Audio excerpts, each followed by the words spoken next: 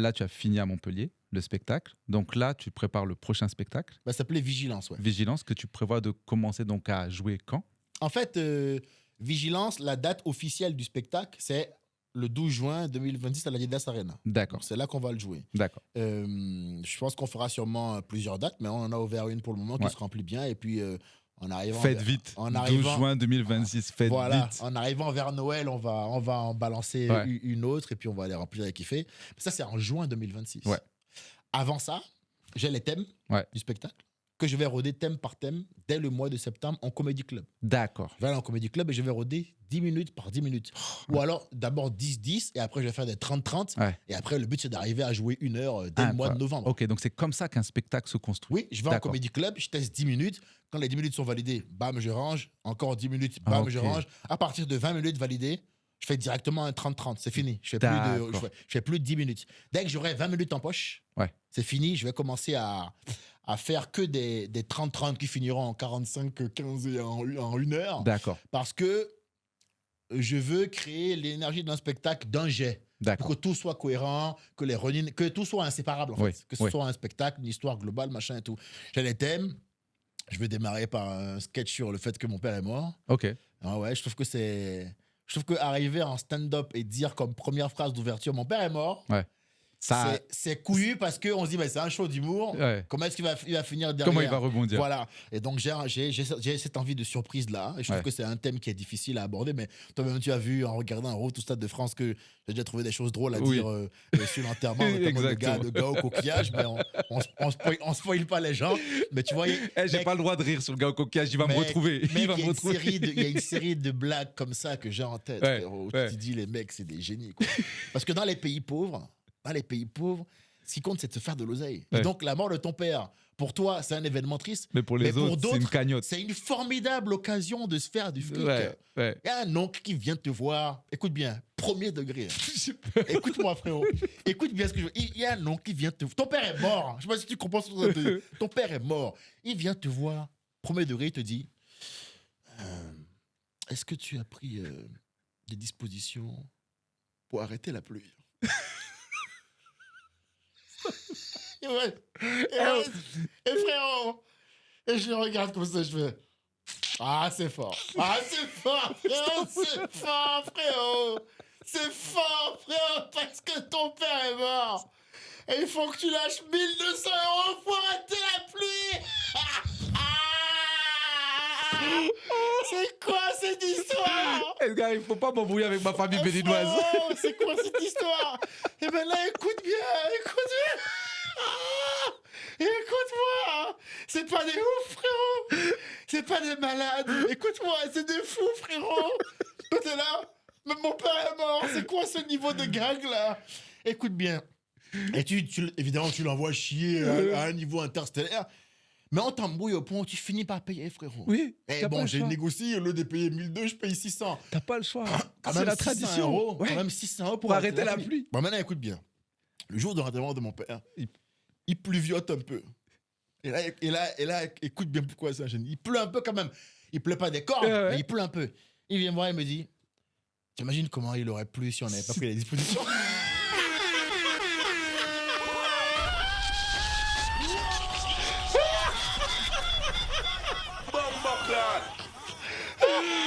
Genre, il a le culot de venir te voir. Tu vois, ça c'est parce que t'as payé 50%, il y a un petit crachat. C'est génial. Non, mais le bled. Génial, mais ces gars-là, tu les mets agents immobiliers, ils rasent tout. Ils font des millions. Ils font des millions d'euros. C'est des génies, frérot. Donc, j'aurais des choses à dire. Ah, bien sûr. Tu vois? Bien sûr. Et je trouve que c'est un thème intelligent et j'aurais des trucs à dire, évidemment, sur le décès du vieux. Mais c'est génie, frérot. Mais c'est incroyable parce que tu vois, quand nous, on est loin de l'humour, donc on n'imagine pas comment ça se construit un spectacle. Et donc, c'est comme ça. C'est parce que ton esprit se repose jamais que dans ce moment-là, tu fais mais ça, je suis obligé de le mettre. Ça, je suis obligé de le mettre en spectacle. Et des fois, tes blagues ne plaisent pas à des gens de la vraie vie. Tu dis, en même temps, frère, c'est un moment Nutella que tu m'as fait vivre, toi. Je suis bien obligé de le partager. Non, ça, je suis obligé. Mon frère, la pluie, là, c'est sûr. Oui, je suis obligé. Je peux éviter ça? Oui. On peut enlever la pluie du spectacle? Non, ça, tu peux pas l'enlever. Voilà. Même moi, je vais venir te voir au spectacle. Je vais dire, Garif, tu as oublié la pluie? Non, je suis obligé de mettre la pluie. Comme le mec des coquillages. Ça, c'est obligé. En fait, j'aurais voulu que tu me vois devant mon écran parce que je te jure, j'étais la main devant la bouche et j'étais là. Voilà, et mon beau-père, il va me tuer si je rigole à ça. Mais frère, ça y est, les frérots, tu sais, il y a un moment donné où la rationalité rencontre la tradition, quoi. Ouais. Et je dis, bon, Ouais. on va peut-être dire les thèmes, on va peut-être dire ce qui se passe vraiment ici pour calmer un peu tout le monde, tu vois. Maintenant, je vais commencer avec un spectacle sur l'enterrement et tu vois, comme on vient de rire là, qu'on peut beaucoup en rire. Après, il y a différents thèmes que je vais aborder, la maladie, évidemment, la santé. En fait, c'est un spectacle qui s'appelle Vigilance. Ouais. Donc, je veux dire aux gens, tous ceux sur quoi il faut être vigilant. Vigilant sur les proches, j'ai perdu mon père. Évidemment, ce sera très drôle. Il y aura plein de sketchs tout un sketch que je vais faire là-dessus. Je veux parler évidemment de l'amitié, de ce qui se passe quand on réussit, de la santé, du fait que j'ai arrêté de boire, que je bois plus. Je vais finir avec un sketch sur l'esclavage où je dis que l'esclavage a créé la danse. Et bon, j'en dis pas plus. Mais en tout cas, mais voilà. c'est impressionnant de voir que c'est ça. 1 an avant, tu as déjà, en tout cas, le squelette, tu as déjà la structure de où tu veux aller. Au-delà du squelette, j'ai la vision et l'énergie totale du spectacle que je veux faire. Ouais. Et pour faire ce show-là, qui sera dans un stade qui est la Yidas Arena dès son ouverture, il faut absolument que je sois en forme physique parce qu'il va falloir danser, chanter. Là, il va falloir vraiment passer en mode showman et tout, en plus de l'humour. Donc, il va vraiment falloir monter d'un grand niveau physique. Donc, bien bosser cet été aussi. J'aurai des coachs là, à partir du 14 quand je rentre au Bénin où je vais essayer de bosser sans faire de cardio parce que j'ai pas le droit avec la maladie. Ouais, mais maintenant j'en ai marre. Ça fait trop longtemps que je fais plus de sport. Là, j'avais bien commencé, j'avais tombé une trentaine de kilos. Et là, j'en reprends parce que du coup, j'arrive pas à faire de sport. Mais comme je veux pas d'excuses, j'appelle les gars, j'ai écouté les coachs, j'ai écouté. Trouvez-moi un autre système. Un autre système. C'est ton boulot de coach de faire ça en fait. Donc moi, je te paye. Trouve un système qui m'accélère pas le cœur, mais où du coup, comment on dit ça, je me renforce musculairement, quoi. Tu vois, voilà. Donc il y aura ça, ce rodage en comédie club. Et dès le mois de janvier, je pars en tournée, du coup, parce que j'aurais fait mon heure.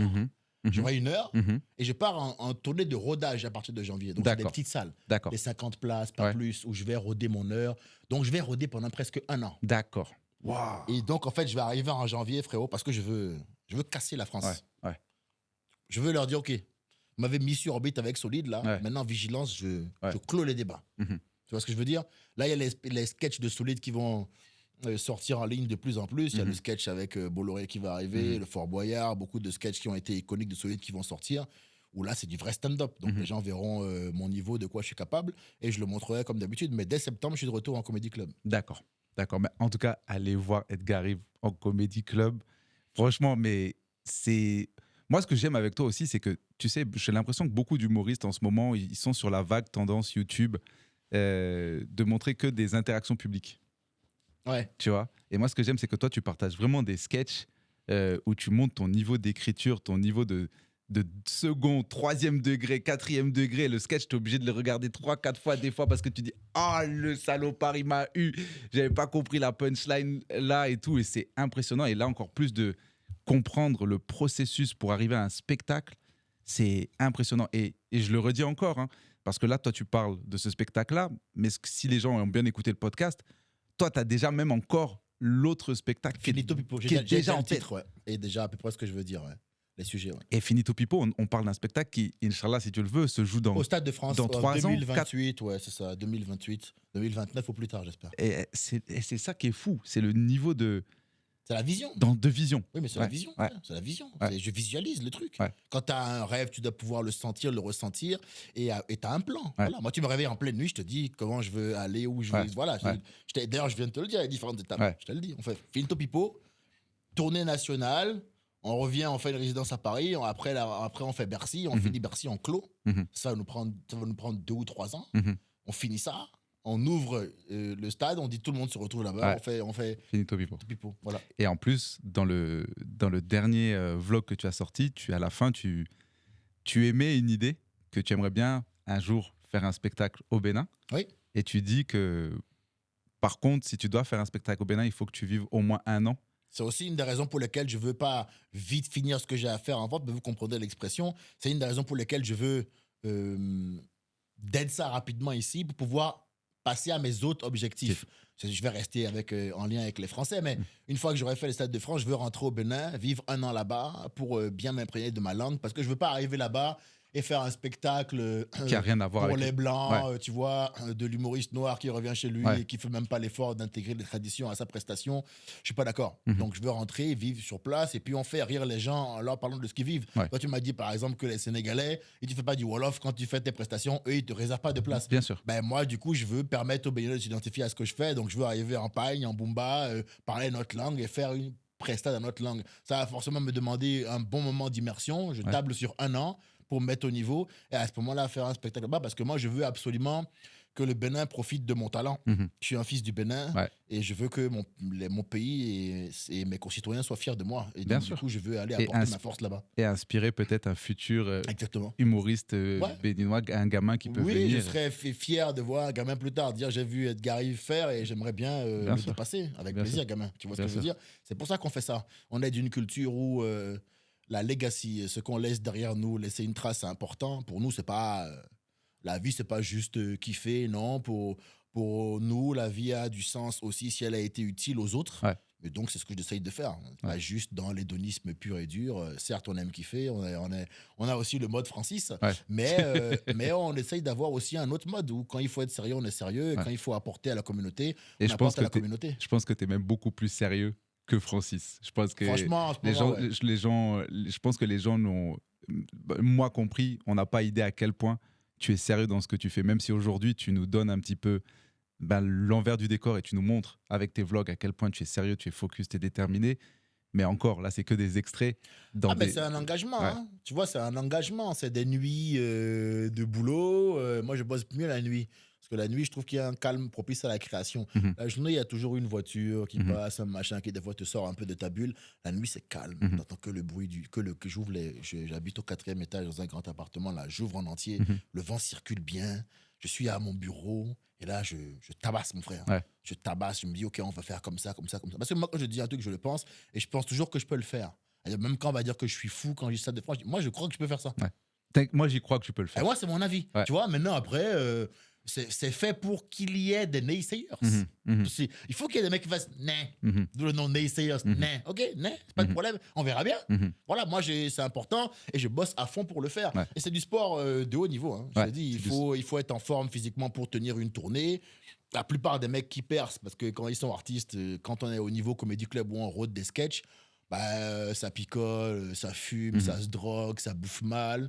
La plupart des mecs qui percent, ils perdent du poids, Mhm. ils arrêtent de boire parce que ça demande, Une hygiène de vie. c'est une exigence Ouais. physique qui demande une hygiène de vie Ouais. inévitablement. Ouais. Donc du coup, tu te dis, bon, ok, si je veux être au niveau de mes prétentions, faut que je me fitte. Et non seulement il faut, mais moi, les gens le voient, ils sont Ouais. témoins. Ouais. Ils sont témoins de Ouais. mon évolution, au moins physique et tout, machin. Ouais. Ceux qui me suivent, je pense que c'est ça aussi qui les régale, c'est qu'ils se disent, bon, lui, quand même, il a quand même une tendance à faire ce qu'il dit. Ouais, et à il va dire ce au qu'il bout des, fait. il va au bout des À choses. aller au bout des choses. Donc Ouais. voilà, je veux que les gens y voient que c'est du boulot. Et j'ai créé aussi l'envers du décor, le road, tout ça de France pour ça. Mhm. Que tout le monde voit que c'est dur. Ouais. Dans l'épisode 1, on me voit rentrer de tournée.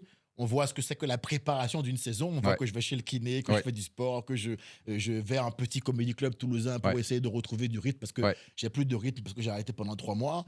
J'aurai le même problème là à la rentrée. Mhm. Dans l'épisode 2, on voit que c'est qu'une tournée. On Mhm. voit le rapport aux médias. On voit la difficulté mentale et psychologique. On voit que le gars perd son père, mais il Ouais. continue à jouer quand même. Ouais. Voilà, on voit que c'est pas de la blague. Le Ove Show.